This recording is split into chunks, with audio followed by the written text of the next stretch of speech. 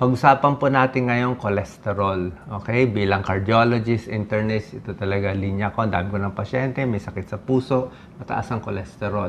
Ngayon, pag mataas ang cholesterol nyo, pwede yan dahil sa pagkain, pwede tayo, magbibigay ako ng tips, anong mga pagkain nakakababa sa cholesterol. Pero I'm sure marami sa inyo nabibigyan din ng gamot tulad ng mga statin para bumaba yung cholesterol. Ngayon, itong mga gamot, tuturo ko po sa inyo, may mga pro at con.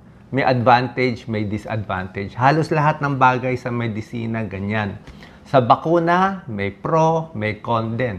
Pag inom ng aspirin, di ba, tinuro ko na sa inyo, may pro, maganda sa puso, con, pwede mag-bleeding. Ganito rin dito sa pag-inom ng statin. Tingnan natin muna kung kailangan nyo yung gamot o hindi. I'm sure marami sa inyo umiinom ng gamot. So, ibababa natin yung cholesterol nyo, naturally, or sa gamot. Ang cholesterol po, pareho po ibig sabihin niya, lipids. Okay? Ito yung chine-check natin. Chine-check yung LDL, bad cholesterol, parang lechon de leche, bad cholesterol, tinitingnan yung numbers. HDL, ito yung good cholesterol, gusto mo mataas. Triglyceride, ito rin, isa ring klase ito ng taba. So, pareho yan binabantayan natin. So, ang tanong ng karamihan, kailangan ko ba ituloy yung gamot ko sa cholesterol? Ngayon, ganito po, tulad na sinabi ko, may pro at may con. Titignan natin kung para sa iyo, walang simpleng sagot na, Doc, yes o no. Hindi ko masasagot eh. Kasi may mga Pilipino na yes, makakatulong sa kanila yung gamot, hahaba buhay. Pero may mga Pilipino, hindi makakatulong sa kanila. Kaya nga tinuturo ko sa inyo. Tingnan muna natin ang benepisyo overall, okay? Pag umiinom ng gamot sa cholesterol, ayon sa pag-aaral, pakita natin, Doc Lisa, focus mo. Bumababa ang risk for stroke. On the average to, 16% less stroke. Maganda yan. 21% less ischemic stroke, yung nagbabara sa utak. Maganda yan. Bawas heart attack, 27%. Pagkamatay sa heart attack, 20% ibababa. Hindi na ooperahan, hindi na babypass. 25% hindi ka na mababypass dahil sa pag-inom ng gamot. Yan ang pro sa isang grupo ng tao. Meron din namang possible side effect. Ano naman possible side effect? Ito naman yung kabilang balanse. May iba nagkakaroon ng liver problem. Isa sa 100,000 nagkaka-liver failure. So, medyo mababa. Pero syempre, kung 1,000,000 bibigyan mo, 10 rin yan. So, titingnan mo, panalo o talo? Diabetes. Yung iba, tumataas ang blood sugar sa pag-inom ng statins para sa cholesterol. Kung medyo mataas ang gamutan mo ng statin, mataas ang dosis, 0.1% nagkaka-diabetes. Kung mataas ang dosis mo pa, 0.2%. So, mga dalawa sa 1,000 tao. So, medyo mataas-taas. Yung iba naman, sumasakit yung muscle.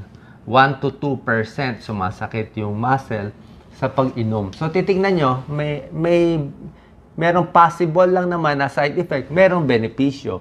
Hindi niyo pwede sabihin na, yes, iinom ako sigurado. Okay yun kung panalo ka. Kung tamaan ka nito. Kung sasabihin nyo, no, ayoko uminom, pwede naman, ayaw uminom. Paano kung tamaan ka naman ng stroke and heart attack? Sayang din naman.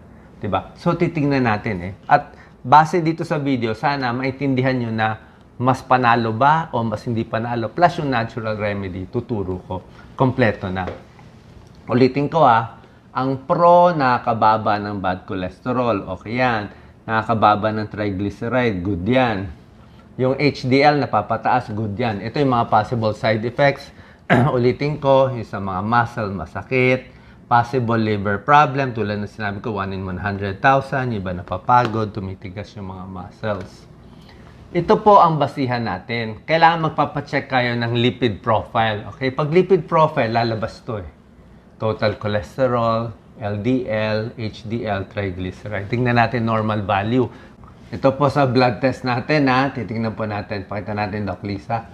Ang total cholesterol level, pinakamaganda, 200 mg per DL or below. Tingnan nyo yung mga resulta ninyo. Yan, maganda yan.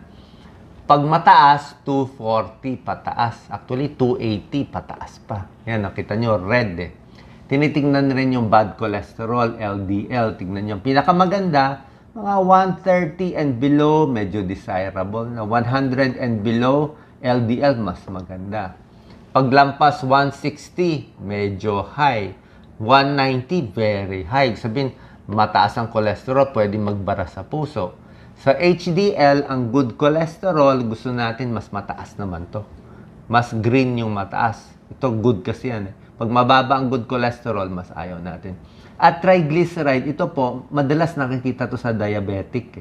Pag diabetic, mas tumataas siya dito. So, ang gusto mo, 150 lang. May tao, nakita ko, 300, 400, ganyan kataas. So, tinitingnan natin itong lahat. Parang, medyo lahat titingnan mo, hindi lang naman isa. So, pag ang resulta nyo, nandito kayo sa very, very high, medyo mataas ang risk na atakihin sa puso. Diba? Bukod sa natural remedy, malamang makakatulong ang gamutan dito. Kahit yung sa statin, pag ganito ka kataas. Pag ganito ka naman ka-low, most likely na hindi mo na kailangan ng gamot. Diba? Low ka na. Pag nasa gitna, yan pa ang pagdidesisyonan natin. Si Doc Lisa, mataas ang cholesterol niya. Doc Lisa, walang risk factor, 280 siya. Nandito si Doc Lisa, pati ito may 90. Umiinom siya ngayon ng atorvastatin, 10 mg, 3 times, 4 times a week. Kahit wala siyang risk factor, dahil sobra taas, may lahi sila talaga na mataas. Binigyan ko konting dosis. Bakit mababang dosis lang at 3 times a week lang? Para hindi niya makuha yung mga side effect. Para lang bumaba lang siya konti dito. Pero sa mga may sakit sa puso, ganito ka-high, malamang daily yung kailangan ng gamutan. Yung doktor niya magde-decide, binibigyan ko lang kayo ng guidance. Isa pa to. Bukod sa cholesterol level, napakahalaga edad. Okay? Tingnan niyo po to Ito yung latest na mga recommendation. Paglampas 75 years old na, kadalasan hindi na binibigyan. Okay? Hindi naman to 100%, pero pag above 75 na, maabot na siya ng 75, abot na siya 90 years old malamang hindi na binibigyan ng gamot ng statin. Pag wala pang 40 years old, malamang hindi rin binibigyan. Okay? Pwede rin bigyan, pero ang point ko, madalas hindi na binibigyan. Below 40, above 75. Ang binibigyan na makaka-benefit 40 to 75 years old. Hindi lahat ng 40 to 75 years old 40 to 75 years old na mataas. Mataas ang result. 40 to 75 years old na may risk factor. Okay? Mataas na anong risk factor? May high blood. Ito matindi. Naninigarilyo. Basta smoker naninigarilyo, halos may benepisyo sila dito talaga. Naninigarilyo nagbabarado sa puso. Sigarilyo, diabetic, high blood, sakit sa puso, mataas ang risk mo. Lalaki, mas panalo sa pag-inom ng gamot. Okay? So, yan po ang pinaka-basis natin. Ipa-check nyo. Kung marami kayong risk factors banda rito, subukan natin muna natural remedy. Tuturo ko sa inyo yung mga pagkain pampababa. Pag hindi nakuha ng 2 buwan, kung talagang matigas ang ulo, mataba pa rin, kain pa rin ng kain na matataba, baka walang choice yung doktor nyo. Consult kayo sa doktor, baka doon kayo bibigyan ng gamot. Pero pag nandito lang, gusto ko diet pa. Sana po malinaw to. Ano nagkakos ng high cholesterol? Yung mga pagkain kinakain nyo, yan ang karne. Overweight, lagi nakaupo, mahina ang kalusugan, nasa lahi. Like si Doc Lisa, may lahi sila, mataas cholesterol. Age, pag nagkakaedad. Paano ginagamot? Tamang pagkain, papapaya tayo, tamang exercise. Exercise, napakalaki ang tulong. At smoking, pinakamasama sa lahat. Tigil ng sigarilyo. Do's and don'ts, Ito yung mga pagkaing pampababa ng cholesterol. Okay, gulay. Ito mga bawal. Alam niyo naman yung bawal, di ba? Red meat. Yan, di ba? Saturated fat. Sobra daming full cream milk, keso, prito, french fries, salami, butter, sausage, junk food. Bawas dito. Ito yung pampataas.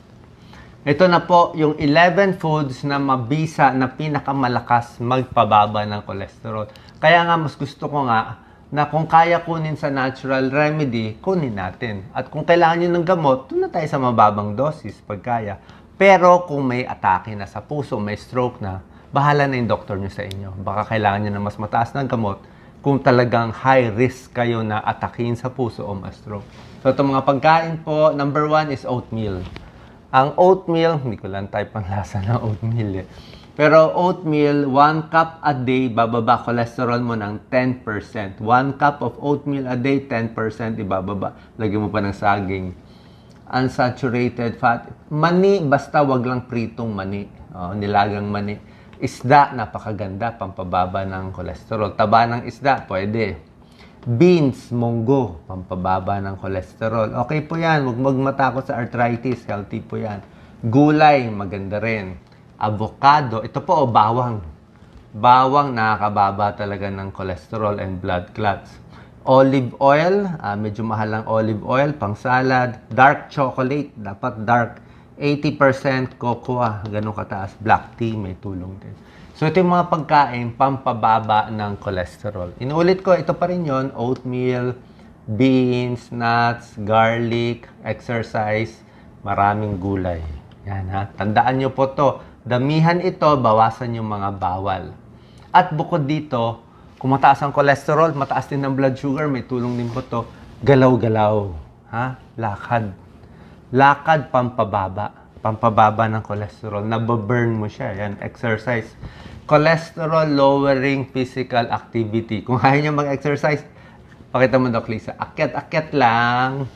Yan, linis-linis sa bahay. Lilinis pa yung bahay, di ba? Sariling ilakad yung aso, mag-gardening, magbisikleta, maglakad, maglaro, sumayaw. Lahat ito nakakababa ng cholesterol. Sana po nakalinaw to konti para at least pagpunta nyo sa doktor nyo, kung umiinom kayo ng gamot, tanong nyo, baka hindi ko na kailangan ng statin. Wala naman yung numbers ko. Or kung hindi kayo umiinom, tapos napakataas pala yung numbers nyo, pwede kayo kumonsulta sa doktor. May benepisyo ba sa akin o hindi? Sana po nakalinaw tong video para sa inyo. God bless.